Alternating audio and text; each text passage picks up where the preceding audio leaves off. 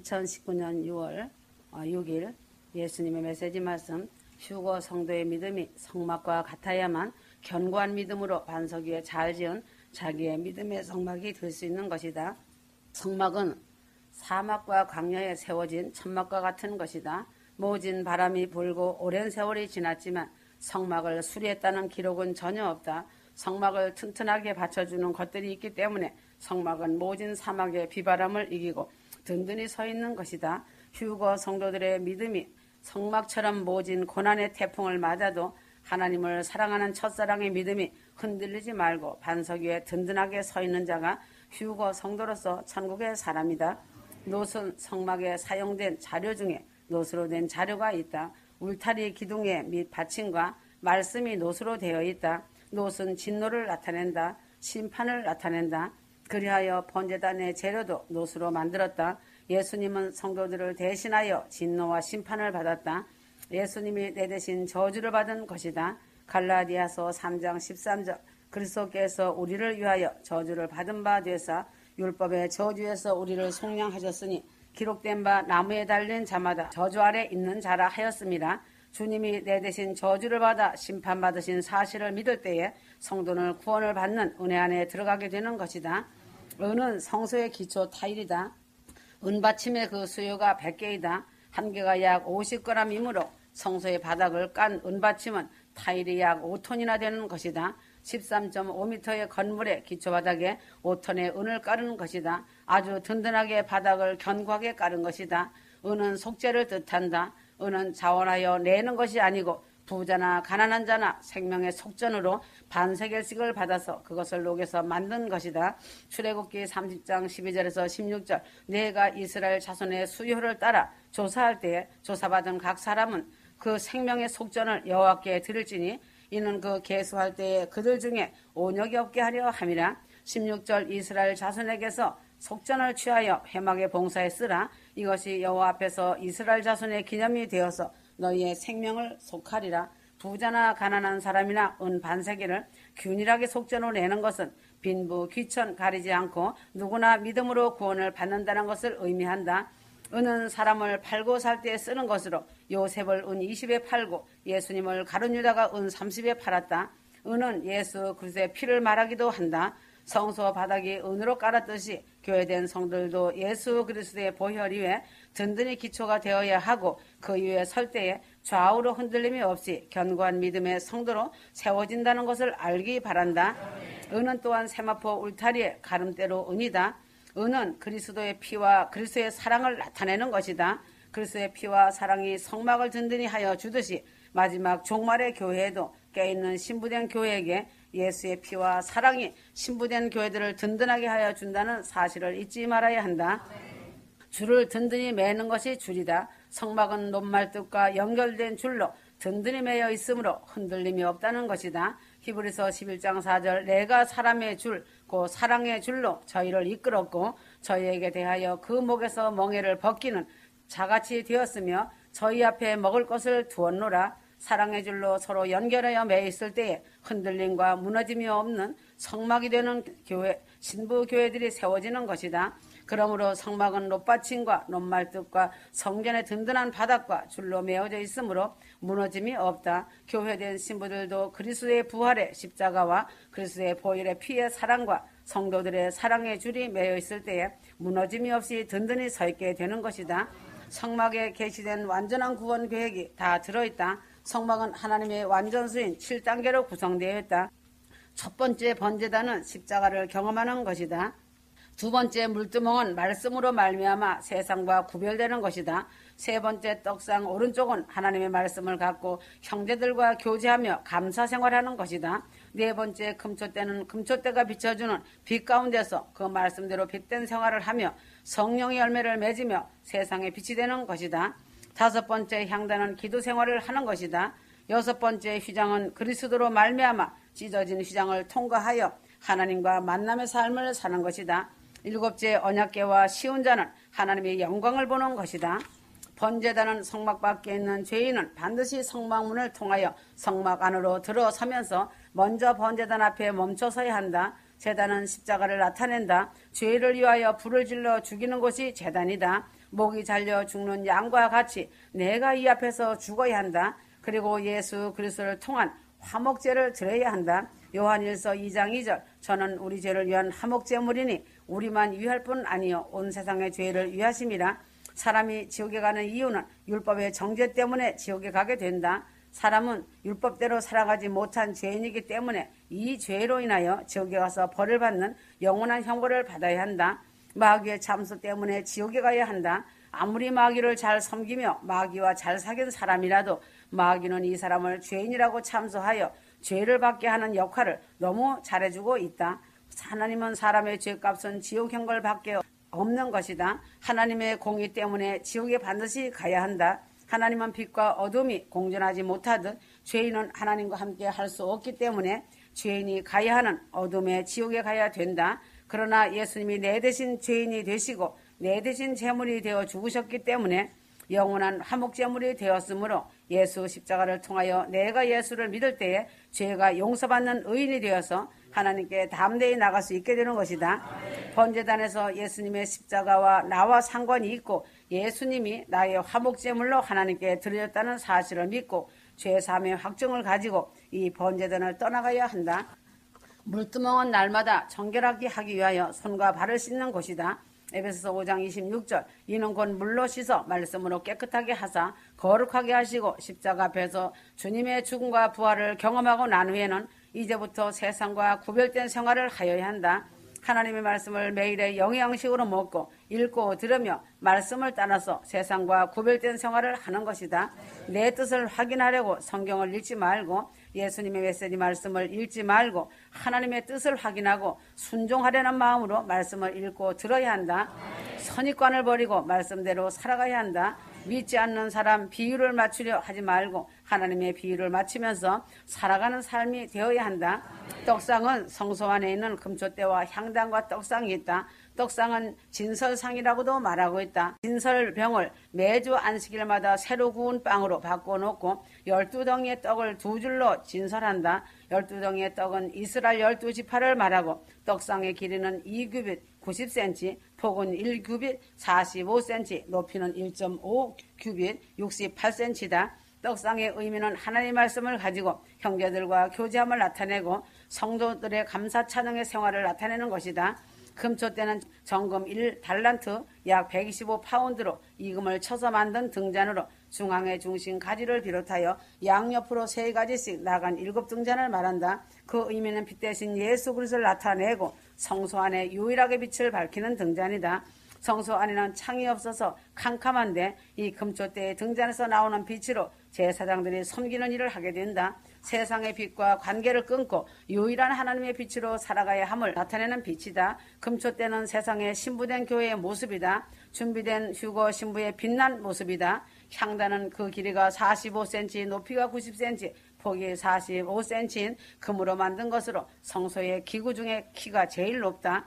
향단은 성도가 하나님께 기도하는 것을 상징하므로 항상 휴거 성도들은 향단에 기도의 불을 피워야 한다. 향단에서 기도하려면 먼저 속죄와 성결함과 성도 간의 말씀과 교제와 하나님께 대한 감사와 성도의 빛된 생활을 하면서 기도를 열심히 하나님께 드릴 때에 기도의 능력이 나타나는 지성소에 이르러 하나님과 교제하는 신앙의 최고의 기쁨에 이르게 되는 것이다.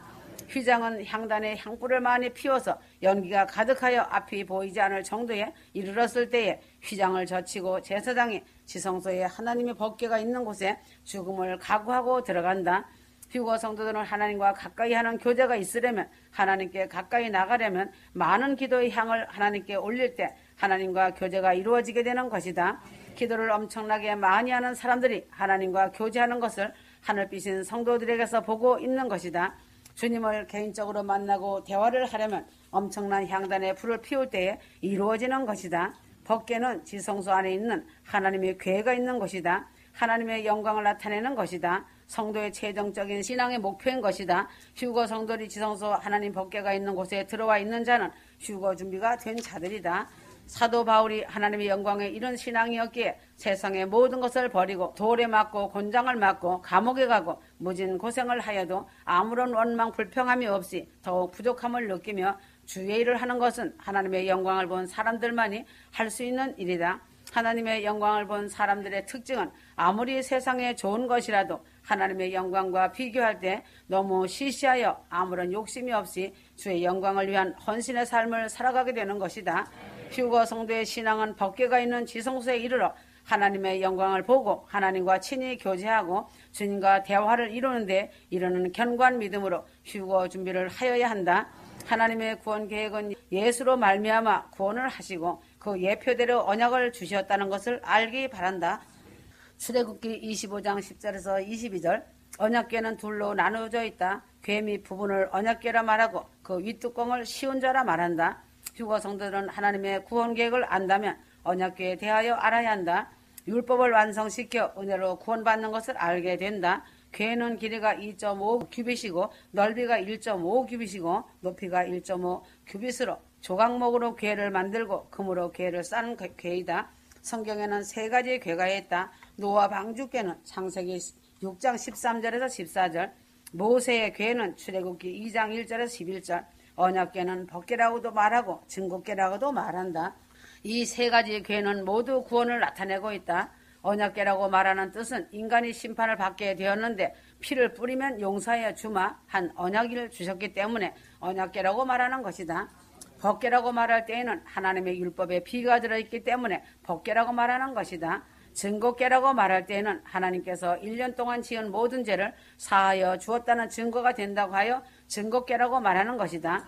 하나님의 구원 계획에 대하여 알아야 한다. 하나님은 예수 그리스도로 말미암아 구원을 하시고 그 예표로 언약을 주시었다. 법궤 안에는 십계명의 돌비가 들어있다. 하나님의 양심을 궤 안에다 두고 이것을 보지도 않고 죄를 용서하시겠다는 깊은 의미가 있는 것이다.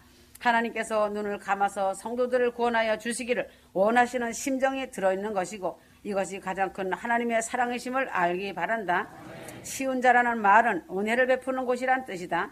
성도가 하나님께 대한 오해를 하고 있는 중에 가장 큰 오해는 하나님은 법대로 하시고 계심을 알지 못하는 것이다. 하나님은 전지전능하시니 마음대로 모든 일을 처리하시는 듯 오해하고 있으니 실은 하나님은 하나님이 정하신 법대로 모든 일을 실행하시고 계신다는 사실이다.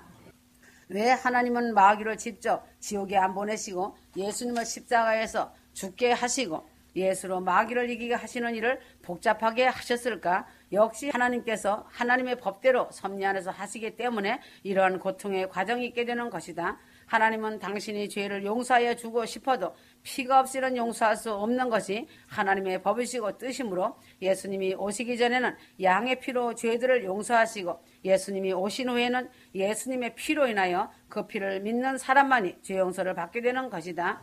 벳세메스 사람 5만 70인이 죽은 것은 피 없이 보여지는 죄인이니 하나님의 법과 성품 때문에 그들이 죽은 것이다. 우사가 아무리 선한 마음으로 법궤를 붙들었어도 하나님의 법에 위반되는 일은 피 없이 법궤를 가까이 하였으니 죽게 되는 것이다. 제사장이 피를 시온소에 뿌리고 부을 때에 인간의 죄가 도말되어 없어지는 것이 아니고 하나님의 눈에 가리워져 죄 대신 피를 보고 허물을 용서하신 하나님이신 것을 알기 바란다. 그러나 예수의 피로 인하여 그 피를 믿는 사람들에게는 죄를 가리우는 것이 아니고 지워버리고 잊어버리고 기억도 안 하시는 하나님이심을 반드시 알기 바란다. 아버지의 극진한 사랑이심을 말이다. 궤 안에는 증거판과 만나를 담은 항아리와 아론의 싹이 난 지팡이가 들어있다. 율법은 죄를 드러내는 일을 한다. 내가 죄인이라는 것을 깨닫게 하는 일을 한다. 로마서 3장 20절 그러므로 율법의 행위로 그의 앞에 의롭다 하심을 얻을 육체가 없나니 율법으로는 죄를 깨달음이니라. 율법은 인간을 그리스도에게 인도하는 일을 한다. 인간은 스스로 아무리 선한 행실을 하여도 구원을 받지 못하는 것이다. 갈라디아서 2장 21절 내가 하나님의 은혜를 패하지 아니하노니 만일 의롭게 되는 것이 율법으로 말미암았으면 그리스도께서 헛되이 죽으셨느니라. 율법은 영원한 것이다. 누가복음 16장 17절 그러나 율법의 한 획에 떨어짐보다 천지에 없어짐이 쉬우니라. 율법은 그리스도 예수로 말미암아 완성되었다. 마태복음 5장 17절 내가 율법이나 선지자나 폐하러 온 줄로 생각지 말라. 폐하러 온 것이 아니요 완전케 하려 함이로다. 율법을 완성하면 용서라는 율법을 하나 더 첨가함으로 율법이 완성된 것이다. 주님이 대신 죽으심으로 용서하여 버리니 율법이 완성된 것이다. 예수님이 용서의 희생제물이 되시니 은혜로 율법이 완성된 것이다. 오직 예수님의 십자가 사랑인 용서와 희생제물이 되신 보혈의 피가 첨가하심인 것을 알기 바란다. 그러므로 예수님은 율법의 마침표이시다. 로마서 10장 4절 그리스도로 믿는 자에게 의를 이루기 위하여 율법의 마침이 되시느니라. 율법의 정신도 역시 사랑이다. 마태복음 22장 36절 40절 선생님이여 율법 중에 어느 계명이 크니까? 예수께서 가라사대 내 마음을 다하고 목숨을 다하고 뜻을 다하여 주 너희 하나님을 사랑하라 하셨으니 이것이 크고 첫째 되는 계명이요 둘째는 그와 같으니 내 이웃을 내 몸같이 사랑하라 하셨으니 이 두 계명이 온 율법과 선지자의 강령이니라. 그러므로 하나님은 율법으로 성도들을 판단하시지 않고 쉬운 자의 고여있는 피를 보시고 성도들의 죄들을 보시지 않고 용서해 주시는 사랑의 법을 만드시고 그 아들 독생자 예수를 십자가에 죽이심으로 사랑의 완성으로 누구든지 예수 십자가를 믿으면 구원을 얻게 하는 사랑을 베푸신 것이다. 대제사장이 1년에 한 차례씩 양의 피를 들고 들어가서 피를 뿌리고 쉬운 자에 붓고 난 후에 하나님께서 이를 보시고 내 백성의 죄를 용서하노라는 말씀을 들려주어 백성들이 1년 동안 지은 죄들을 모두 용서받는 날이 대속죄절이다. 휴거 성들은 지금 예수님의 피로 인하여 죄를 용서받고 큰 구원 휴거에 참여하며 하나님의 아들인 신부되는 자격증을 받은 것이다. 큰 영광이다. 언약궤 안에 만나가 들어있다. 출애굽기 10장 4절에서 36절 만나는 생명의 떡인 그리스도 안에 있는 생명을 의미한다. 만나는 충분히 내리었다. 얻지 못한 자가 한 사람도 없이 거두러 나간 사람은 충분하게 거두었다. 세상의 떡은 충분하지 못하여 기근이 있을지라도 하나님의 생명의 떡은 모자람이 없이 구하는 자에게 주신다는 사실이다. 만나는 모든 사람에게 적당하다. 어른이나 어린아이나 모두 골고루 먹을 수 있는 양식이다. 만나는 건강한 양식이다. 만나를 40년간 먹어도 몸이 허약하여지지 않고 질리지도 않은 하나님이 내리시는 최고의 사랑의 영양식 고단백이다. 만나는 확실하게 매일 내리고 안식일에는 내리지 않는 정확하고 확실한 생명의 양식임을 알아야 한다. 내일 일을 염려할 필요 없이 하나님의 말씀대로만 순종하면 확실하게 하나님이 주시는 약속, 하늘의 복인 양식이다. 만나는 광야에 있을 때 하나님께 주신 양식이다. 오늘 이 시대의 마지막 때이지만 오직 예수님만 바라보고 살아갈 때 또한 순종하고 사랑으로 율법의 완성인 사랑으로 내 이웃을 내 몸같이 사랑하고 섬길 때 생명의 양식이 쏟아져 내려오고 하나님이 친히 공급자가 되어 주신다는 것을 알기 바란다. 세상의 양식을 의지할 때는 만나가 그치고 건강의 공급이 끊어지고 양식의 공급이 끊어지고 삶의 회오리 바람만이 조교 선생이 되어 끊임없이 고통이 따라온다. 휴거 성도는 오직 하나님만 의지하고 하나님만 바라보고 사랑으로 순종하며 살아갈 때 영의 양식인 만나와 육의 만나가 끊이지 않고 나에게 공급되어진다는 것을 알기 바란다. 벗개 안에는 아론의 싹이 난 지팡이가 들어있다. 민수기 17장 1절에서 11절 여호와께서 또 모세에게 이르시되 아론의 지팡이는 증거궤 앞으로 도로 가려다가 거기 간직하여 패역한 자에 대한 표징이 되게 하여 그들로 내게 대한 원망을 그치고 죽지 않게 할지니라. 지팡이는 이미 말라 죽은 지 오래된 나무이지만 다시 싹이 나고 열매를 맺은 것은 하나님의 능력은 죽은 자를 능히 살리시어 열매를 맺게 하시는 것을 보여주는 것이다. 예수님이 죽으시고 부활하시어 생명 열매를 맺으시는 것을 예표하신 것이다. 에스겔서 37장 1절에서 10절 주 여호와께서 이 뼈들에게 말씀하시기를 내가 생기로 너희에게 들어가게 하리니 너희가 살리라. 하나님께 생기를 들여보내면 모든 만물이 죽었다가도 다시 살아난 역사가 나타나는 것이다. 생기가 없을 때에는 죽는 것이다. 생기가 빠질 때에도 죽는 것이다. 그러나 하나님께서 생기에게 명령하여 다시 들어가라고 말하면 죽은 나무도 열매를 맺고 죽은 뼈도 다시 살이 오르고 힘이 생기고 살아나는 것이다. 예수님이 부활하신 것 같이 휴거 성도들도 부활의 생기를 받아 다시 살아나서 꽃이 피고 열매를 맺는 것을 아론의 싹난 지팡이를 벗기 안에 보관하여 둠으로 언약을 확실하게 하여 주신 것이다. 그래서 지성소에 들어가 있는 휴거 성도들은 아론의 지팡이처럼 바짝 말랐던 자들이었지만 이제는 꽃이 피고 열매를 풍성하게 부활 생명으로 잘 맺은 성도들이 된 것을 알기 바란다. 하나님이 기뻐하시는 휴거 신부들이 되었다는 사실이다. 왜인가? 성령 충만으로 기름 부음 받아 하나님의 아들들이 되어 열매를 풍성하게 맺은 신부들이 되었음을 인정하기 때문이다. 언약궤의 쉬운 자로 덮었다. 언약궤의 뚜껑이다. 은혜를 베푸는 곳이고 속죄소이며 피를 붓는 곳이다. 주님이 대신 죽으시고 성도들을 살리시는 곳이 쉬운 자의 의미이다. 법궤는 함부로 가까이 할 수 없는 곳이고 어미가 있고 또 그 속에는 하나님의 깊은 사랑이 담겨있다. 첫사랑을 회복하여라 임박한 때이다. 아멘.